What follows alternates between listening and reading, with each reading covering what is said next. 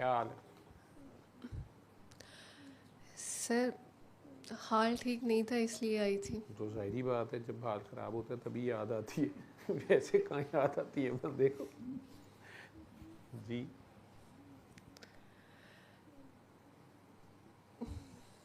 Sir वो मेरा ना 2-3 माह से ना मैं एक चीज़ को कंट्रोल कर रही थी, नहीं हो पा रही। मैं आपसे डिस्कस भी किया था। तो अब भी एक ऐसी कैफियत थी, मुझे समझ नहीं आ रही थी। दिल को ऐसे होता है, कुछ होता है जैसे कुछ निचोड़ लिया जाता है, ऐसे कुछ फीलिंग्स होती है। और फिर उसके बाद ना अपना टेम्परामेंट भी कंट्रोल में नहीं रहता। हालांकि पहले काफ़ी था सब कुछ।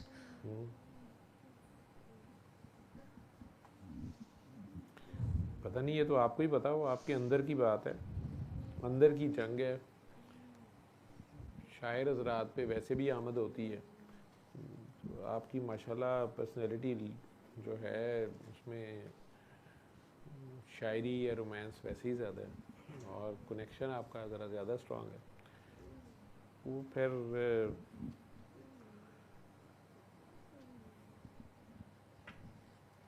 पहले हो सकता है किसी वक्त आप ज़रा ज़्यादा अच्छे मूड में होंगी, या रोमांटिक मूड में होंगी, या रोमांटिक कैफियत होंगी, तो शायरी भी उसी तरह की आ रही होगी। आप भी सैटर्न पे, मून पे, वीनस पे फिर रही होंगी उस ज़माने में जब वहाँ बाग थे, झीलें थी। उसके बाद ज़रा सूरज ने थोड़ी सी गर्मी ज़रा ज़्यादा दिखाई, इश्क की तपिश ज़्यादा जली, तो वो इश्क जो है वो सब कुछ जला देता है। माशा अल्लाह, सब कुछ जल जाता है। हो सही इश्क, चाहे मजाजी हो हकीकी हो, तो माशा अल्लाह सब जल जाता है। बचता कुछ नहीं है सिवाय अल्लाह के। तो हो सकता है वो सारी झीलें खुश्क हो गई हों, दरख्त जल गए हों, और मीथेन गैस की झीलें खुश्क हो गई हों, ठीक है, हाइड्रोकार्बन जुड़ गए हों, और आहिस्ता आहिस्ता आज का मार्स शायद बिलियन ईयर्स पहले की अर्थ हो। 7 ज़मीनें भी हो सकती हैं ना, तो इंसानों ने एक जला दी तो दूसरी पे आ गए, ठीक है। वहाँ पे एटम बॉम्ब चला के तो ख़त्म कर कर के जो बच गए वो दूसरे सियारे पे आ गए, क्योंकि अल्लाह बैलेंस रखता है। ये हो नहीं सकता कि आज का इंसान जो है, इसके पास तो एटम बॉम्ब है, इसके पास तो रॉकेट्स हैं, इसके पास एरोप्लेन्स हैं, तो जो आज से फॉर एग्ज़ाम्पल 5,000 साल पहले वाले या 10,000 साल पहले वाले थे, वो कहेंगे कि जी हमारा क्या कसूर है, ये तो कपड़ों से बाहर हो रहे हैं, हम एक एक कपड़ा ढूंढ, हमारे पास कपड़ा ही नहीं था, इनके पास बिजली, सोलर सिस्टम, गैस, पता नहीं क्या क्या है, हमें तो आग का ही नहीं पता था, हमें तो ना वो पत्थर से पत्थर रगड़ खाता तो एक चिंगारी निकलती और हमें आग का पता चलता। ये लोहे से आगे एलुमिनियम और पता नहीं किस किस की बातें कर रहे हैं, हमें लोहे को मोल्ड करना ही नहीं आता था, क्या करना है क्या नहीं करना। ये ऐसे नहीं है। उन लोगों की स्पिरिचुअल पावर्स बहुत ज़्यादा थी, हमने स्पिरिचुअल को छोड़ते गए और फिज़िकल के पीछे आते गए, मटेरियल के पीछे आते गए, और जूँ जूँ हमने मटेरियल डिपेंडेंसी हमारी बढ़ती गई तो स्पिरिचुअल हमारा लॉस होता गया।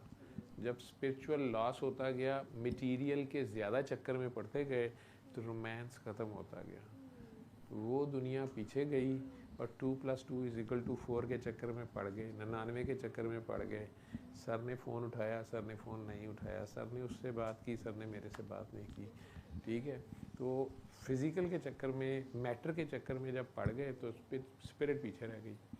तो स्पिरिट के जो मज़े थे, स्पिरिट के जो राब्ते थे वो गायब हो गए, और मैटर के राब्ते आ गए। उसमें अब सर को आदत है BMW में फिरने की, तो सुजुकी में सर कहाँ बैठे किसी की, ठीक है। और रिक्शे वाला तो इंतज़ार ही करता रह जाएगा, ठीक है। और साइकिल वाले का तो काम ही नहीं है सर के पास, ठीक है। तो मैटर के चक्कर में पड़ गए ना, सर भी उतना ही मटीरियलिस्टिक होते जाएंगे, ठीक। आज मुझे आप आई थी एक बार वहाँ सर्विसेज हॉस्पिटल वाले दुआ सेशन में, तो मुझे याद है वो मैंने आपकी तारीफ़ें कर दी 2-3, चूँकि आप भी शायरी अच्छी कर रही थी, तो मैं भी मुशायरे के मूड में था, ठीक है। दो शायरों की मजबूरी होती है कि उन्होंने एक दूसरे की तारीफ़ें करनी होती हैं ताकि बाकियों को पता चले कि बड़ी ख़ास बात हो रही है। तो वो एक काकी जी अमेरिका बैठी हुई जल बुन गई, तो उन्होंने अगले कई दुआ सेशनों के नीचे आपके ऊपर शायरी करती रही हो, या मेरे फ़ोन में मैसेज, या जब फ़ोन आना तो उन्होंने बात घुमा फिरा के लड़ना मेरे से शुरू कर देना कि हाँ वो जो मुल्तान की ब्यूटी थी, वो जो शायरा थी। अब अगर मैंने उनसे कहना कि आप टू द पॉइंट बात करें या अच्छा अल्लाह हाफ़िज़ तो मेरा वो जुर्म निकला ना, तो उन्होंने बात ही लंबी करनी होती थी। तो उन्होंने कहा ना हाँ हाँ मुझे तो शायरी नहीं आती, मैं आप कैसे आपको बताऊं कि ऐसे और वैसे। तो मुझे उस वक्त समझ आनी, मैं क्या गोडियां गिटियां च बह गई है, ये मार्स जड़ा खुश्क हो गई होवे, वीनस की झीलें जो ना उड़ा देगी ये, ठीक है।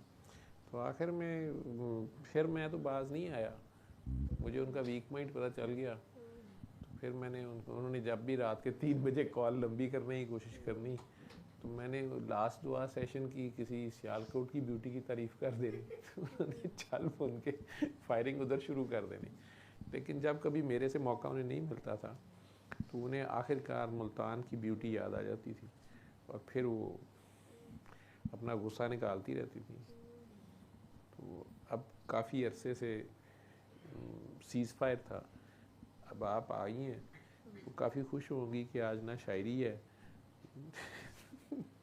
और आप भी परेशान हैं, आप भी अपना वही किस्से बयान कर रही हैं कि पहले वाली बात नहीं रही। बहरहाल सर पहले वाली बात की बात नहीं की थी मैंने। सर अगर लिखने की बात है तो वो तो इंसान लिखता रहता है, आंखें खोल के रखो। हाँ जी ज़िरबा, जो तो फिर एक सुकून होता है इंसान के पास,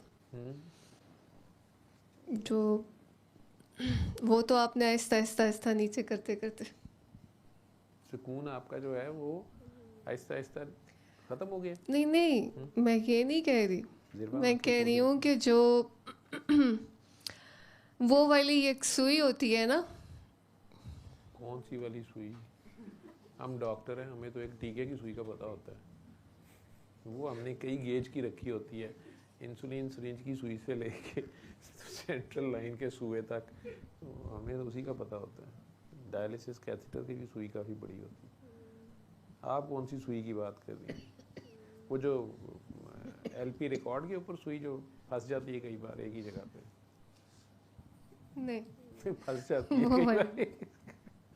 हाँ जी, मेरी सुई फंसी भी नहीं। आपकी सुई नहीं फंसी, लेकिन सुई वही वाली है जो फंसती नहीं है लेकिन घूमती रहती है, उसकी बात करी। सुई बस एक जगह ठहर गई है, घूमती भी नहीं है। वो फंस गई है ना, फंसती नहीं है, ऐसी जगह ठहरी है कि वो फंसी नहीं है। फंसी भी नहीं है लेकिन ठहर गई है। हाँ ठहर गई है।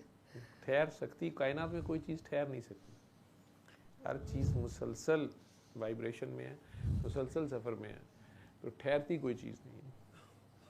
नहीं, जिस पे ठहरी है ना वो चल रही है चीज़, तो इसका मतलब है वो कहीं लैंड कर गई है और वो सियारा चलता जा रहा है, मतलब सूरज पे लैंड कर गई है।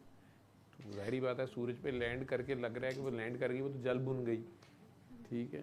चाहे अमेरिका वाली से जल गई या अमेरिका वाली उससे जल गई, लेकिन सूरज घूम ही जा रहा है, तो ये है कि सफ़र जारी है। हाँ अब ये सब कुछ तो सूरज को पता है। हाँ वो तो मुल्तान में वैसे भी सूरज काफ़ी कम होता है, मुल्तान वालों में तो सूरज का ख़ास करम है, शम्स का।